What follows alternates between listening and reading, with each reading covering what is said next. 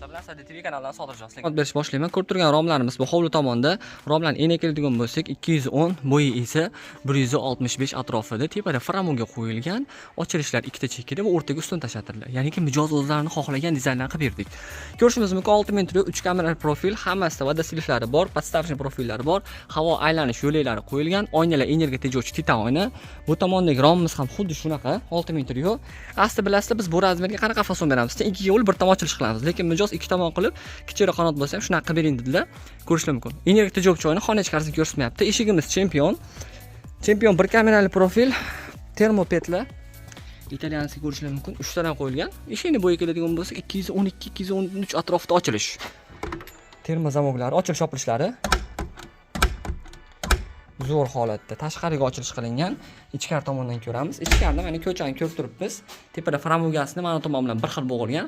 Mana tomondagi rom podokoniklari bilan juda ham zo'r. Endi bu romni yon tomonda romda общий обзорni ko'ramiz. Общий обзорda xo'p, bu yerga qo'yilgan podokoniklar avvalgi podokon ishlatilgan.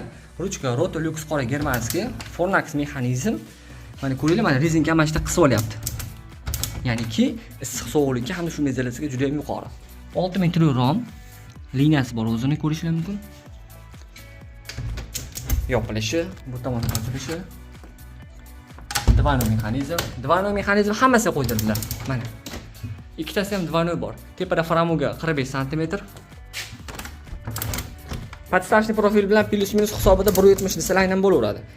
Mana shunday holatda 1 kvadrat metr 110-120 dollar atrofida, chempionlar 150 dan 200 dollar atrofigacha chiqadi. Energiya oyna termopetlar bilan qimmatroq chiqadi. Sabab petlar mexanizmi o'zi qimmat, kvadratga qo'shilmaydi, lekin mexanizm qimmatligi uchun kvadrat qimmatroq chiqib ketadi. Mana shunday holatda. Endi ko'cha tomondan ham xuddi shunaqa ikkita chekka ochilish, o'rta mana gulxo'r. Odatda bunaqa kam juda fason tanlashadi mijozlar, lekin buni yaxshi tomoni qancha qanot kichkina bo'lgani sari shuncha servis kam qilinadi. Ya'niki qanot kichaygan sari shuncha ochilish yopilishlar yumshoq bo'ladi hamda kam osiladi rom. Mana qanotni ko'ringlar.